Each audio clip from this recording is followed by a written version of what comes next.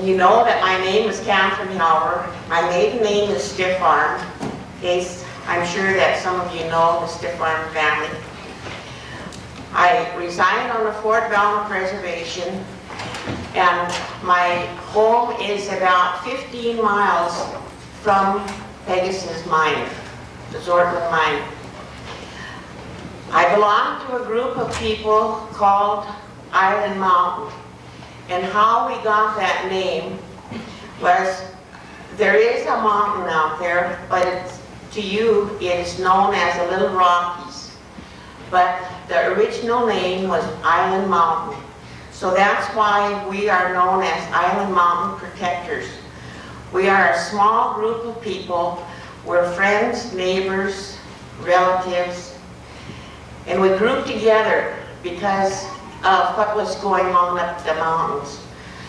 We knew that we weren't strong enough or have the financial backing to stop Pegasus, but we thought we would start in having community meetings and making people aware of how serious this was and what they're doing. It makes you sick. I have flown over that mine several times, and each time I get sicker and sicker. It's getting bigger and bigger. And you've all seen the picture of it. And according to what I've been told is that they have to follow the state laws, which they haven't. They're supposed to have each one of those leash pads fenced with netting on the top of it so that there would be no animals, no birds. But each time that I go over there, there is nothing of that taking place. We've had reports of deer, people going up there looking at the deer laying here and there. We've had reports that some of the workers up at the mine will place bets when a bird comes and drinks of one of those leash pads. Those workers will place bets and they'll say, I bet you it doesn't go 5 feet or whatever. You know, and it'll just absolutely blow your mind when you see it firsthand. So we've been doing everything that we possibly could. We've gathered our own people. We've had numerous, just multitude of meetings. We decided that since we didn't have the money for a high-powered lawyer, that we would go to the media. We've got to let people know what is going on. We've got to seek help from people that could help us. So we decided that we would start with CNN. So we invited them out. They came out last summer and they made a film. Maybe some of you had seen it last November. It was only just a short segment, about 6 minutes long, but we got people all over the United States to see and to hear our concerns. Hopefully somebody will eventually help us. But what the Indian people want you people to understand is that they're destroying our home. They're denying us our rights. We were supposed to have rights to access to all of that mountain. Now you go up there, the roads are blocked, there's security guards there. And what they don't know is that there's just certain areas there where some of our native plants that the Indian spiritual leaders can get. There's only certain areas that these plants will grow. When we're denied that right, we can no longer get these plants. And there's other areas where we get berries for our religion. There's other areas where we get paints. Of course, we don't advertise these locations. Pegasus will say, just now, just in the last few years, the Indians are starting to holler about their their native religion. But that's a pack of lies. We have been practicing our religion for many, many years, and we will continue, regardless of what happens up there. But we no longer can go up to these areas and get our plants, our goods, because you can't get up there. There are padlocks on the roads. There's, like I say, there's security.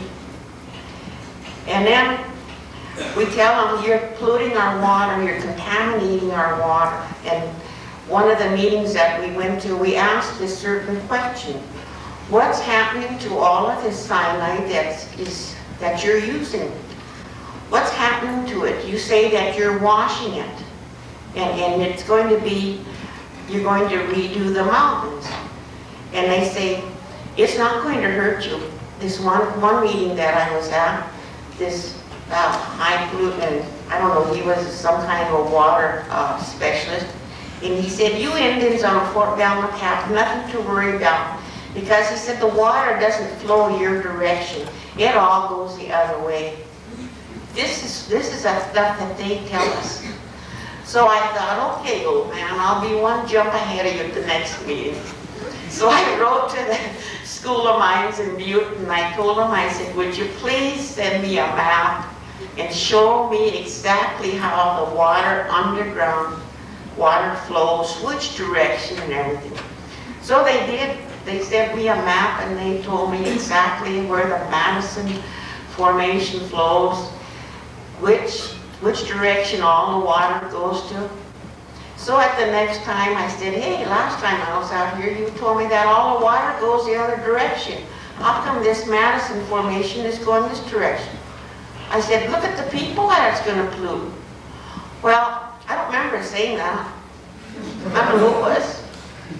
I said, but we argue with them. We'll tell them, you can't do this. You absolutely cannot continue to contaminate us. You're contaminating the air. When they dynamite out there, if you're anywhere close, you can see this great big mushroom, a cloud go into the sky. Then whichever direction the wind is blowing, that's where it's going to go. And the water, you know, like I say, I live about 15 miles from there, and my last water test showed cyanide in there. True enough, it wasn't much, but it's a start. So I said, hey, you guys told me that the water doesn't come here. How come this cyanide showing up? Where's it coming from? And they say, well, there's a little bit of cyanide and poison in all waters. Nothing for you to worry about. So another question, they say, well, Catherine, how come you're getting so uptight about mining? Aren't you for people having jobs and progress? And I say, yes, I'm all for jobs. I'm all for progress. But the Fort Falmouth Reservation surrounds that Pegasus mine at Sortman and Landusky on 3 sides. And you would think that the 99% of the employees there would be Native Americans, but that isn't so. The last time that I finally pinned somebody down, I asked just exactly how many Native Americans are working up there. And they said, well, right offhand I would say about 23, 24. But I said, well, how come that there's people from Malta, from Lewistown driving there? How come that you're not hiring the Native Americans? You know, when it's just, the only thing that's separating us is a fence, locked gate. How come that you're not hiring the Native Americans? So, and they don't have an answer. So then they'll say, well, how come that you're so against mining, Catherine? And I say, I'm not against mining. I want you people to start abiding by the laws. And if the laws are not going to protect us, then we have to do something to change the laws. I said, my place, my husband and I live there. We've got cattle, we've got a few little sheep. If my water is polluted, What is going to happen to me? What is my future? I asked the same question. I said, what am I supposed to do? My husband and I worked all these years for what? Are we going to have to move? We can't use our water. We can't use it to irrigate, to raise hay. We can't use it to water our stock. We can't use it for household. So what are we going to do? And different ones say, well, Pegasus will pay you for it. I said, but that's trust land. Only another Indian can buy it, not Pegasus. Besides, Pegasus is from Canada. They're from Canada. Their board of directors are Canadians. Their home headquarters, I understand, is in Washington State. But as far as we can tell from what they're doing, what they're saying, is that they have no intentions of they say, well, we're going to reclaim the mountains, you know, they're going to plant grass, they're going to plant, they'll tell you, oh, we planted so many trees. But the last time I flew over there, I sure didn't see a tree. And they say, well, and I said, well, how about our native plants, the plants that we use for medicine? Who's going to do that? And they can't answer. So when Joe was saying they're poisoning us, they are. We've had cases, documented cases of kids playing in the creek. This one little boy was playing in the creek during the summer months. His feet broke all out. Just broke out in a rash. His folks took him to the doctor and they said, well, true enough, he's got a rash, but we don't know what caused it. But she said, well, he didn't have this rash before he got into that water. And he said, well, I don't know what to tell you. And there's cases of deer that we've been told about. This one couple said they went up the mountains there to shoot a deer during the winter. This deer had they shot it. Her husband went over to start skinning it, and she said it was so gross. She said there was chunks of hide off from it, sores on it. She said he didn't even want to touch it, they just left. And we tell these things. This is what's happening. These animals are up there getting into that cyanide. They're being poisoned. They're being poisoned from the dust. They're being poisoned from the water. We have to do something. So far, all we've been able to do is to try to tell people, please pay attention. Pay attention to what's going on in your state. If you don't think what's happening is right, then do something about it. Don't sit back and wait until we're like we are now, where we've got contamination. We know we do. We've got Kings Creek up there that they say, well, that water is safe to drink, but it isn't. It isn't that we've had tests, and it is not safe. This water goes every direction. It goes into the ground. The people all over it, you're going to be contaminated. Not only in the state of Montana. Water doesn't stay here. It goes all over.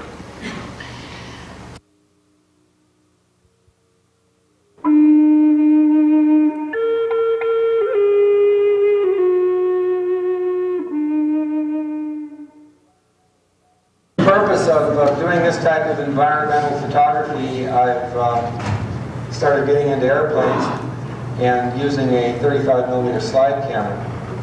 And much of the story is color. And just to touch on tonight's theme, water is the primary source of life and livelihood in Montana. It is our future.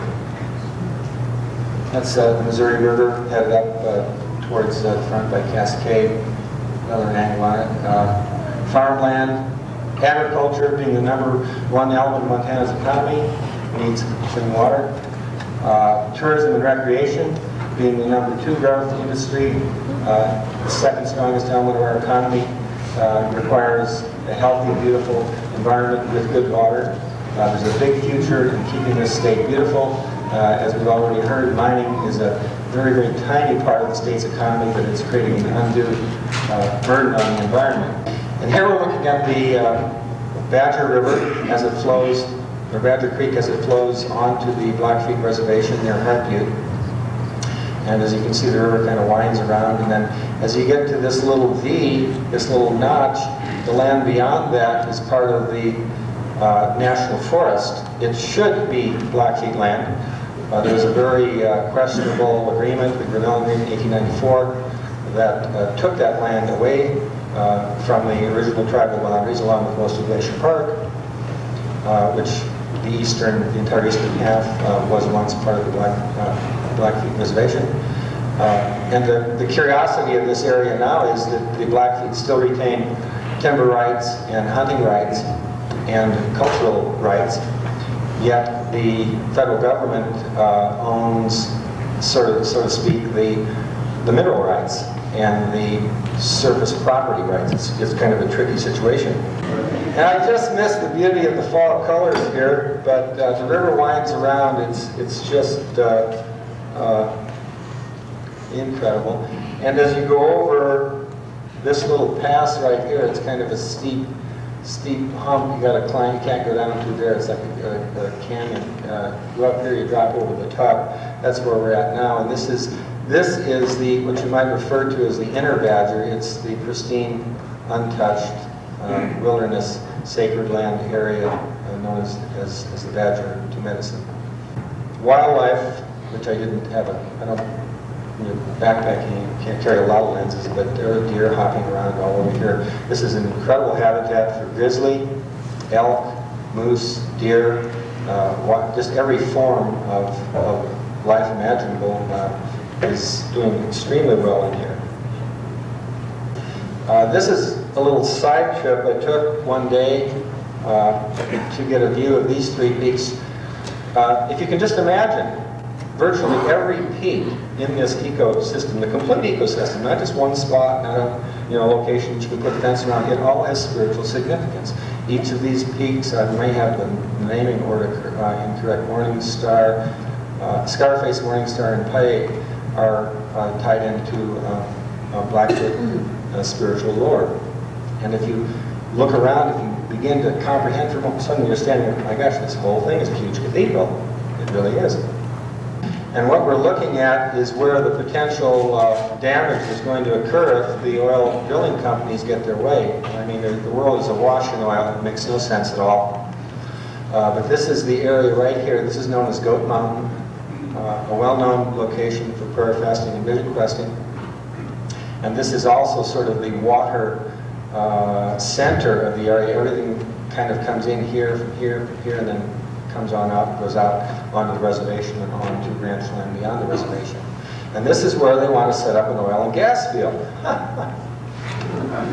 Wouldn't that be great if they had a nice oil spill or some kind of a blowout or lots of erosion?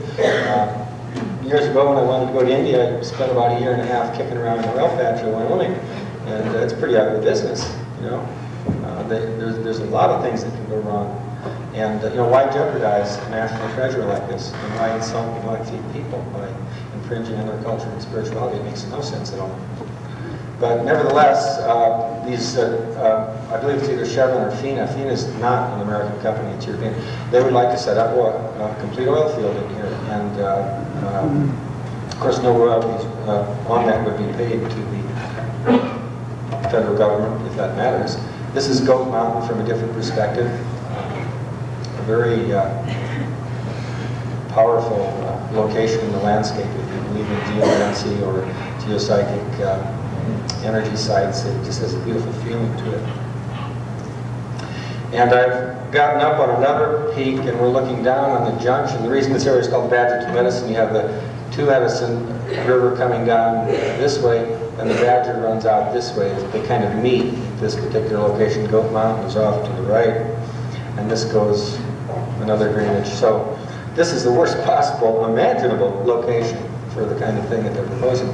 That is the summit of Goat Mountain. Be a good place to sit for 4 days and pray. And this is another view taken from a plane Again, this is Goat Mountain. This is the area they want to get into. We've been looking at the watershed coming up this way, and this is the Two Medicine drainage. This is farther north, following the Two Medicine, almost getting to the point of East Glacier, and it just, kind of winds and Goat Mountain's way down here. So these two drainages come together, and it's a complete, beautiful ecosystem. There isn't any way you can intrude into this situation without doing destroying the beauty and the cultural integrity and the spiritual integrity of the entire region. You can't take one thing and it'll never be the same if development occurs in here. Anyway, we're going to head out in the direction of the Little Rocky Mountains, leaving the front. We're going over the Sweetgrass Hills, an area which has been a center for spiritual practice by all of the Plains tribes in this area for hundreds, thousands of years, and it's threatened by cyanide heap leach gold mining. Then when you go over to the Missouri Breaks, imagine being 150 miles straight north of Billings, the Missouri Breaks, and you turn to the north, and there you see the Little Island Mountains or the Little Rockies, and everything that happens up here flows down to the CM Russell Wildlife Refuge and ends up in this river, Missouri. And it's a very beautiful, very uncommon island mountain range, approaching it by air. But you don't have to get too close before you see what's happening. This is the Landusky portion of the mine, the Zortman portion over there. It's real, and it's big. This is the Landusky portion of the mine. The Zortman section is over here. They're sort of separated by a small distance. This could very well cover the entire range, or most of the range, if they're allowed to expand. Basically, this is where the blasting and ore activity is done, and then they bring it over here and they create huge leach beds. And we'll take a real close look at some of that. This is the Zortman side, and there's the Landusky side back over there. These are the bear paws out here. So you can see how the two halves relate. I think there's probably 6 square miles of totally devastated land, plus all of the drainages coming off of the mines. This was a creek bed at one time. Probably has 50,000 gallons of cyanide in it now, along with acid mine drainage, heavy metals, and anything else. Reclamation isn't possible here. That's a fallacy. Certainly not with the money that has been set aside for reclamation. It's absolutely impossible. It's just an enormous lie. That's the community of Zortman, beneath the Zortman portion of the mine. That's another perspective. That's the Ruby Creek going down to Zortman. That's the reservation side. This side flows off into Fort Belknap Reservation. Is a long and very dark history of how this land was swindled away from the tribes in 1894 under the Vanilla Agreement, pretty much like Blackfeet. This is a view of Spirit Mountain, once a prayer, fasting, and vision request site, a source for sacred plants, and a burial site. You see the cutting has been done so severely against the permit restrictions that it's impossible to reclaim that surface. It just can't be done.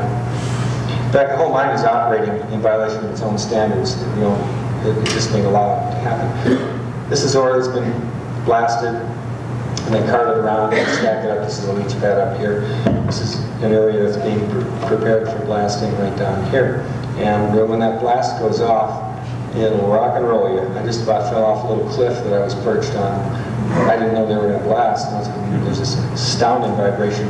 These multiple hundreds of blasts going off simultaneously that pulverize the rock. And of course, this dust drifts onto the reservation, pollutes the plants, the water, lands 4 miles downstream on people's cars or whatever in haze. I mean, this is called ambient dust pollution. It's not legal either.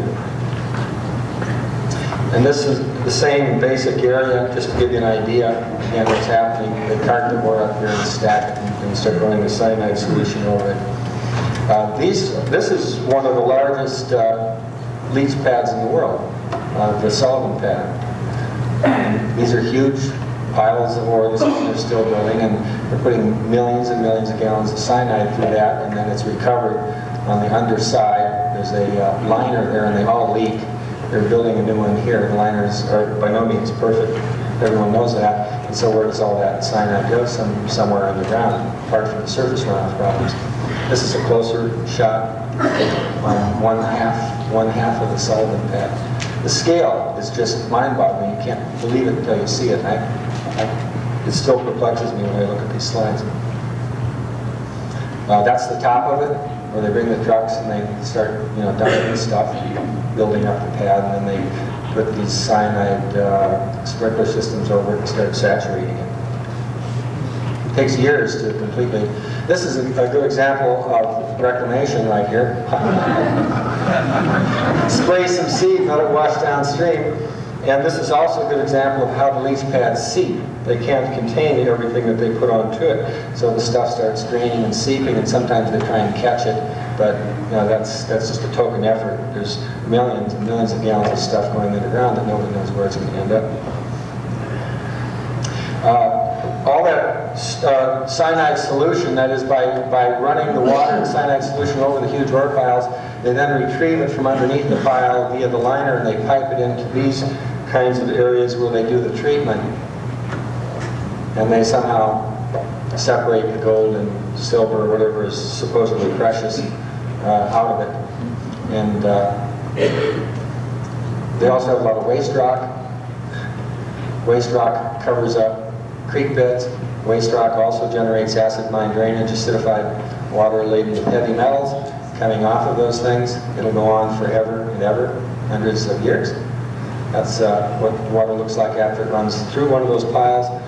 That's what the water should look like. That's about a quarter of a mile away where the mining hasn't had an impact yet. And that's what a hillside should look like, with flowers and grass and natural herbs and plants and complete biodiversity. But that will never occur again in this area. This is another leach pad over Montana Gulch, and it's one example. This is just one drainage that I've sort of paid special interest to in photographing it. Here's the leach pad. This is a recovery pond intended to recover toxic discharge. And this used to be a recreational area. It's dead now for recreation purposes. That is a significant impact on the economy because the whole area has been poisoned. And this is a nice little campground. And of course, they're giving a little warning not to touch the water. This is public land, and that's what the creek looks like. Acidified water laden with heavy metals.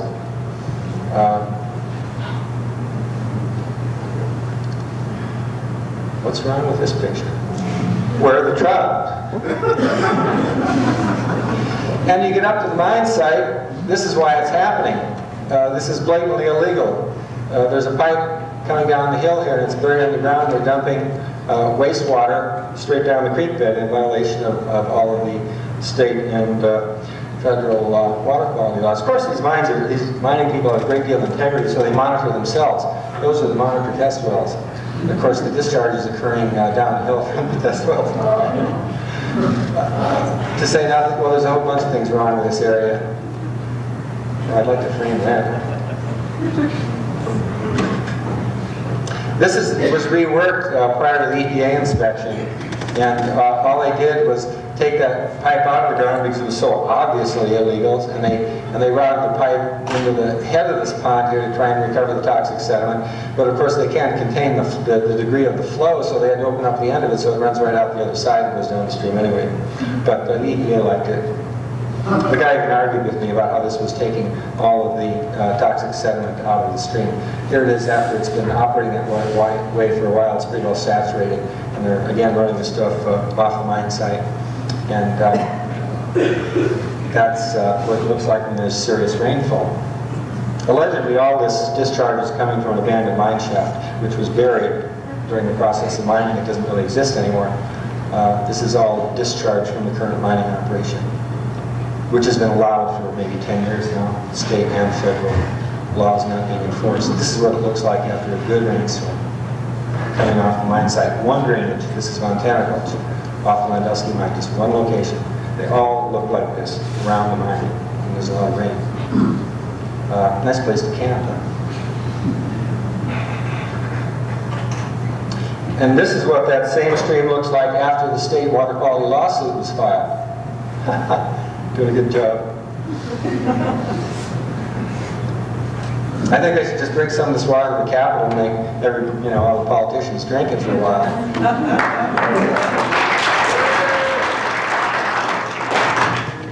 It's good water. And one of the other tragic impacts is wildlife. There's a deer making its way across the mine site. And Catherine was being perfectly honest. It is a cynical joke in the mining community about the animals dying. Elk, mountain sheep, deer, all variety of birds, anything that comes near some of the bad water dies, and the fencing is not adequate. This was redone for EPA inspection, but there's numerous ponds that were completely unprotected. This is a shot taken from a traditional Vision Quest site, which this was at one time. I don't think I'd want to pray fast there now. And I was visited by an eagle, and I have to thank a very good friend, Virgil McConnell, Assiniboine tribal elder and leader of Sundance for the past few years, for guiding me into these areas with his advice, telling me where to go and what is significant, and also giving me a certain element of inspiration to do this work. And Virgil said he has on a few occasions found eagles literally paralyzed and crippled and flopping around on the ground after drinking some of the water from some of the treatment ponds. This is a place called Indian Peak where I took that photograph from, a prayer location. They want to take this down too. That's the view as you get near to the summit of Indian Peak. This shows how the reservation is impacted. Here you have the north side of the Zircon mine, the Landusky mine, and this is all reservation land here. This was all, like I said, swindled under the threat of starvation in 1894. I believe the money was paid to the tribe, but then the white Indian agents running the tribe stole it. So nobody got anything out of it except pollution. And here is how the Landusky mine drains into Mission Canyon.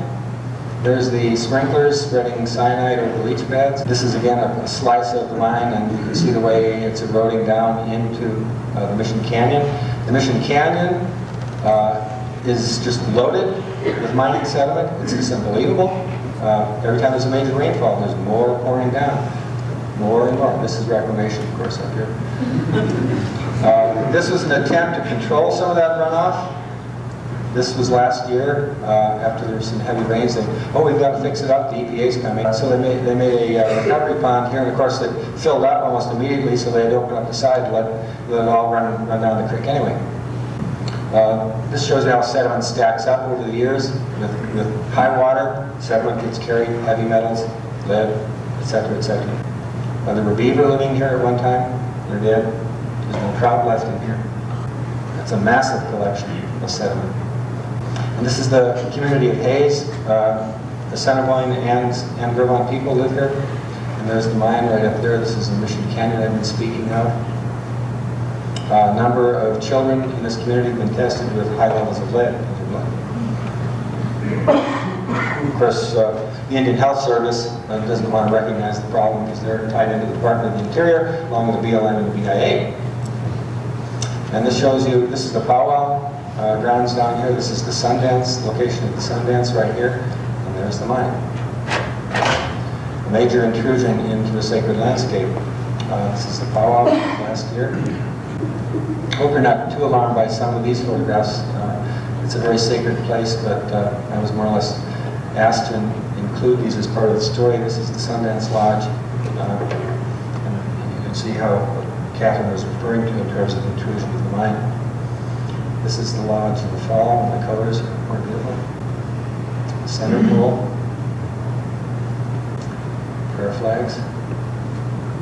And this summer, in conjunction with CNN's visit and their documentary, a public sacred site type ceremony was held to pray for the protection of the land, the people, and for the benefit of those who are responsible for this problem, and for the benefit of all people.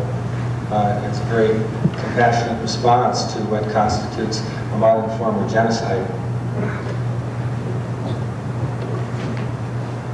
And there was a march. Those are the CN folks there. There was a march up to the mine, a peaceful protest, nonviolent protest march. When they got up to the mine site, there was a young group in the back of the pickup. It was really nice.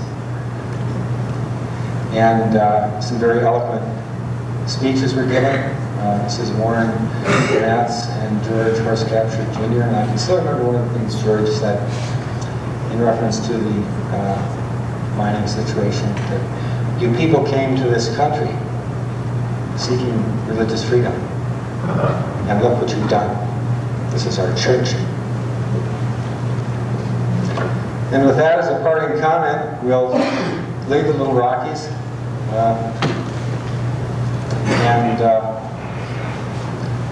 Hopefully there will be a change. And there will be some element of recovery and healing. Thank you.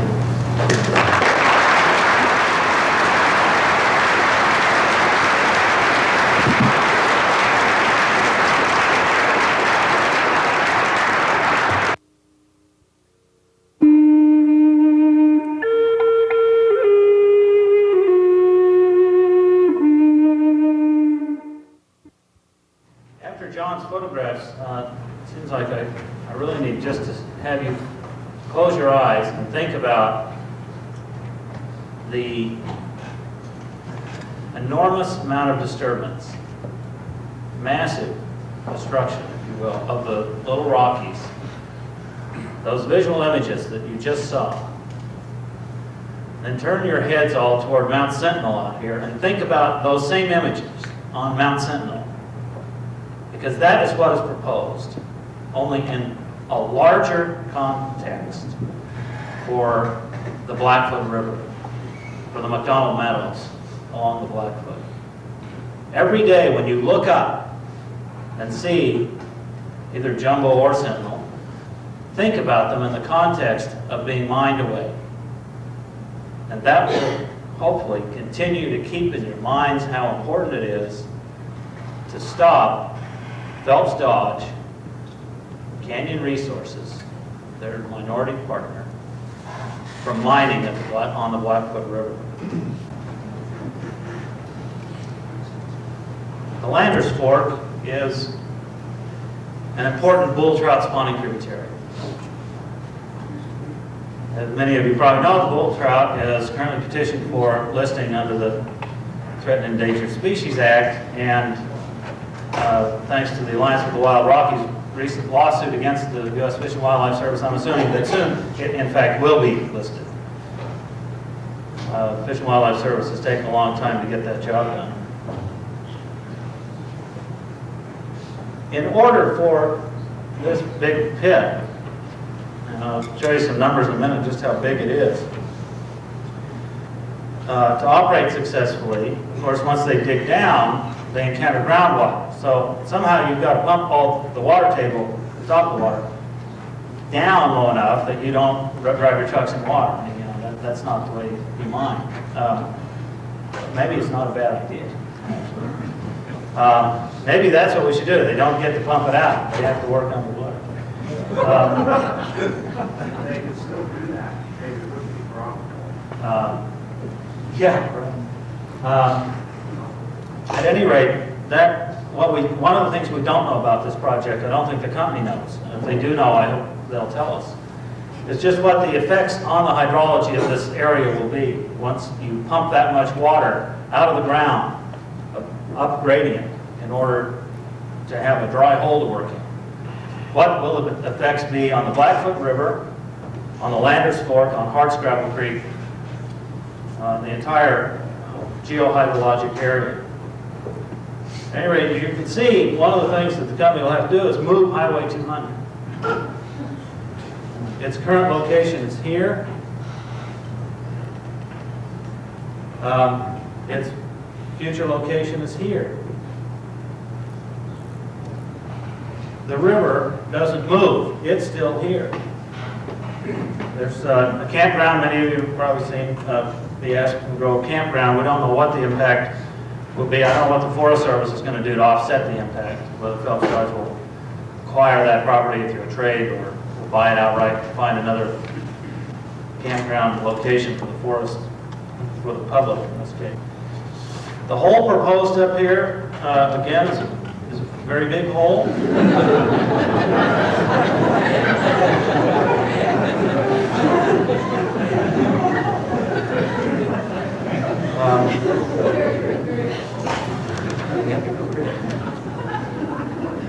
The numbers speak for themselves. Just go out and walk a mile and a half, measure it out here on Sentinel or Jumbo. Maybe slightly less than that, slightly more. It is hard to tell exactly how large this mine will be. The company doesn't know that. It's not fair to expect them to know exactly how big it will be because there are many factors that determine that. The price of gold is probably as important as any, but also just the economics of the day. Various things can affect that, the geologic situation that they occur. Or the total volume of material being proposed to be moved, and again, I could be off by 10 million yards. Or 20, something like that, just depends. The companies said various sizes depending on the price of gold when they're talking. At any rate, we're talking about 650 million cubic yards of material, roughly, to get a volume of gold, 10.4 cubic yards. The ratio is substantial there. It's an outstanding number, 65 million to 1. And for what? Gold is, most of the gold, mined worldwide. And there are a variety of numbers that are thrown around. It's a little hard, the mining, I never quite trust the mining industry surprise about what they say, but roughly 70 or 80% of all the gold mining in the world is used for human adornment.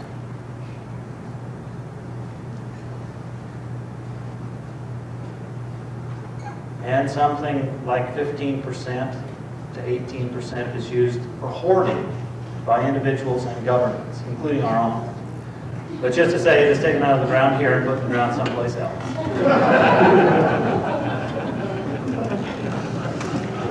Mostly in New York City. And then 2 to 5%, something like that, the worldwide production is used in dentistry and in manufacturing and industrial applications. Gold has some wonderful properties for industrial applications, no question about that, and for dental applications. But how many of you have class rings in your drawers? I mean, we already mined a lot of gold, right? And at least back when I was sort of buying or bought a class ring, hoping it would increase my chances, as they say. And then a couple of years later, the hormone poisoning went away, and I discovered it was a fraud. And I put the damn thing in a drawer, and there it is. It seems like mining our dresser drawers would be a little better than mining the Little Rocky Mountains or the Blackfoot River, would it not?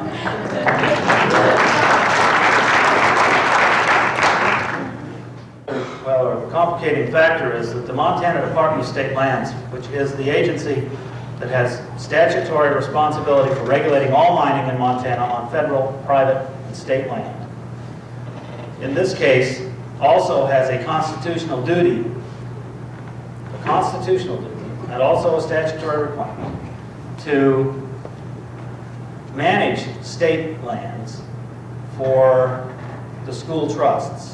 In other words, to raise money for schools. It is not a duty that is exclusive, that doesn't have to take into consideration other things like environmental protection. But nonetheless, it is, on one hand, an agency that must bring revenue to the trust, and at the same time, in a different division, is supposed to regulate the mining industry. One department of state government. And it builds in a difficult conflict of interest. My experience in only working in the arena of mining for about 20 years has been that the conflicts of interest like this When money is in fact the conflicting factor, it tends to win. I was at a hearing of the, or a meeting of the Environmental Quality Council where the Department of Health and Environmental Sciences, which has regulatory authority over water and air, is supposed to protect us and keep our water pure. You see how well they're doing that in the Little Rockies. Was asked by the Environmental Quality Council, which is a legislative agency, to make a report on its enforcement program. And let me just give you some, these are not really very reassuring facts. But what I want you to do is understand that the government will not, either the state or federal governments, will not protect your interests in the land and water and air of Montana. You have to do that. You have to organize. You have to bring political force through organizing and working together with all the groups, the environmental groups and others that are working on these mines in order to force compliance with our laws. In the last 3 years, 2,050 official complaints were filed with the Water Quality Bureau. Of that 2,050, 29 were pushed up the food chain at that department for enforcement.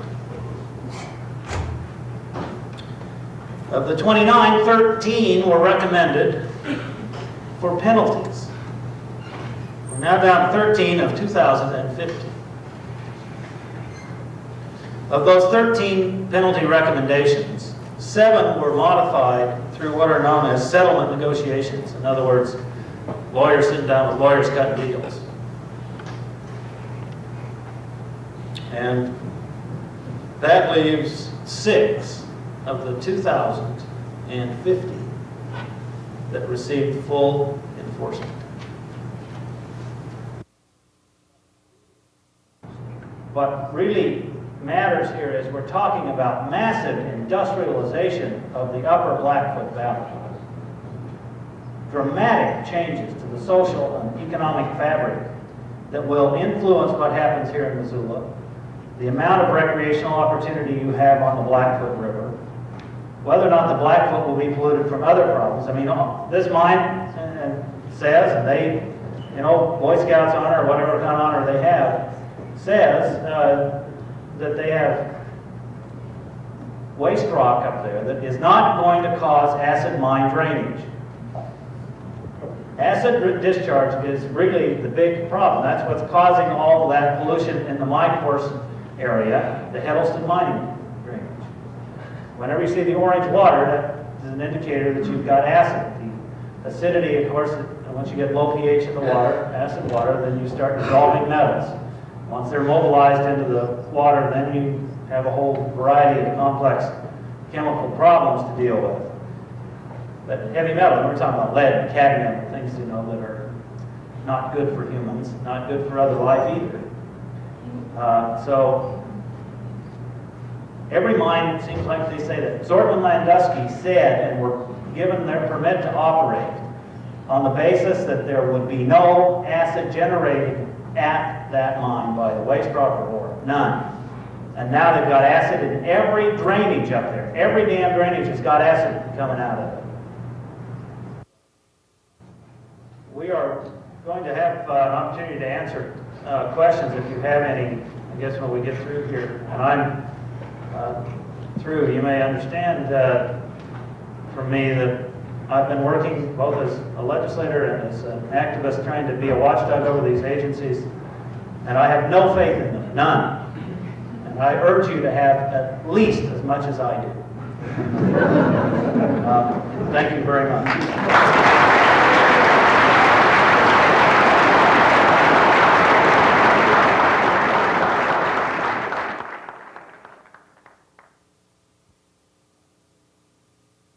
I've been pretty interested by a lot of what I've heard tonight. I've been pretty disturbed by what I've heard tonight. There's been some very... Sorry? Disturbed how? I was just going to, can I finish? I was asked to come up here and say something, so I appreciate the courtesy of being able to finish. I guess the film was a very well done film. It's very well made. Making comparisons between the Zortman mine and what we're proposing in the Blackfoot is quite inappropriate for a number of reasons. We've been pretty open with information about the mining operation that we're proposing. In fact, to the extent that Jim Jennison can come up here and present a lot of the things that we've, not a lot, but a few of the things that we've developed for the mining operation we're proposing. We don't expect people to just trust us. We expect people to review very closely what we're doing. We expect to be made accountable for what we do and how we do business in the state. And we wouldn't expect anything less from the state of Montana, from the people in the state. I think you've looked at a lot of photographs of mining operations today, which are in a state of operation. They're being operated. The reclamation that's being done on those mining operations is very young. And reclamation is not instant. You cannot reclaim a mine instantly. I'm not talking about backfilling, that's a different issue. That's the backfilling issue, whether you backfill a pit or not, is how you define reclamation. If you define reclamation as returning something exactly to the way it was, which is what Jim is suggesting, then yeah, that is an issue that I would contend. Just trying to look through some rough notes. I've been involved in gold mining for 15 years, all of it in gold mines around the world. I've seen a lot of gold mining operations, a lot of very well-run operations. Not all leach pad liners leak. That is not a fact. There are 120 plus heap leach operations in this country alone. I've seen a large number of them. The majority of them are very well-run operations. They're very clean. They're operated very well. And that's just my own personal experience. Let me just say a couple more things. We do look for good input onto our mine design. We're committed to developing a mine that's going to fully protect all the environmental resources in the area. We've just completed 13 different baseline studies, and I'll see people raise their eyebrows and look funny at that. We've committed a lot of effort, a lot of money to putting together really effective, detailed environmental baseline studies for this project. We've got 12 people up in Lincoln who've been working now for many years on this project, making sure that we develop the right kind of information and effective information to be able to address a lot of the technical issues that you've heard about tonight. Hydrology is a very important issue, water quality is a very important issue, and we've spent a lot of time, a lot of effort to get to the point, and we're not there yet, frankly, quite, but to get to the point where we can develop this mine in a very effective and environmentally responsible manner. And we're committed to doing that.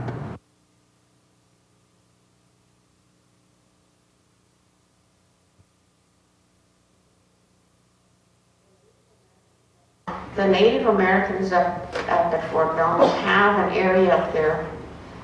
We call it Sundance Ground. Each year there's a Sundance conducted there. I myself take part in it. And I can't begin to tell you the feeling that you get when you're in your church and there's dynamiting going on. The ground is shaking, bulldozers are going, trucks are shifting gears. It isn't right when it's happening. There's nothing that we can't stop them. The only thing that we can do is tell you what's happening. But it gives you a real weird or queer sensation to be in your church trying to pray when all of this is going on. It isn't right. We wouldn't do it to anybody else. Why are they doing it to us? And why are they continuing to do this? We have contacted our officials. We've complained and complained. We sound like a bunch of broken records. But we're going to continue. We're not going to stop. We're going to continue until somebody does pay attention and say, yes, these Indians on Fort Belknap, they are being poisoned. We're not not doing right by them. We have to pay attention. So I guess that's about all we can do. Like I say, we're not financially, we don't have the backing. Well, no way could we fight PACES. Only through the media, only through groups of people like you, that in your heart you do something because the Indian people need it. And thank you.